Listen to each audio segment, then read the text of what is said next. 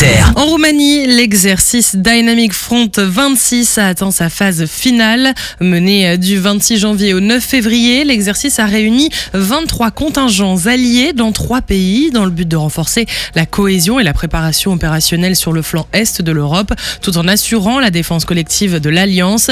À Kapoumidia et Chinku, les unités françaises ont déployé leur lance-roquettes unitaire et le canon César en exploitant les capacités de nouveaux drones d'acquisition DT-46.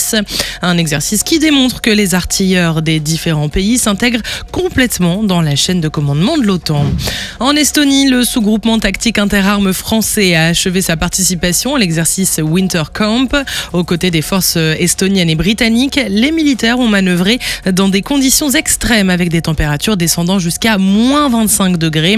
Au programme, déploiement tactique, combat interarmes et coordination des appuis avec une intégration poussée des capacités de renseignement et de surveillance au plus près du contact, notamment par l'emploi des drones. On part en Pologne maintenant, où le détachement français poursuit la formation des forces armées ukrainiennes avec la participation d'instructeurs polonais. Cette semaine, les stagiaires ont enchaîné des séquences de combats en zone urbaine et en tranchée. Le détachement d'instruction du génie a lui conduit plusieurs séances de tir d'explosifs afin de renforcer les savoir-faire opérationnels. Avant de rejoindre le golfe de Gascogne pour participer à l'exercice Orion, le groupe aéronaval français a poursuivi ses entraînements avec ses partenaires en Méditerranée et puis au large du Portugal. 4 bâtiments alliés ont rejoint le groupe autour du Charles de Gaulle, une frégate espagnole, une frégate multimission marocaine, une frégate néerlandaise et un destroyer britannique.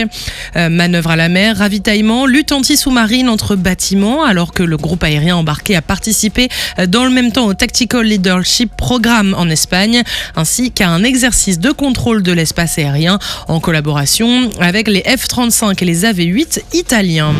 La phase dynamique d'Orion 26 est justement lancée sur la façade atlantique.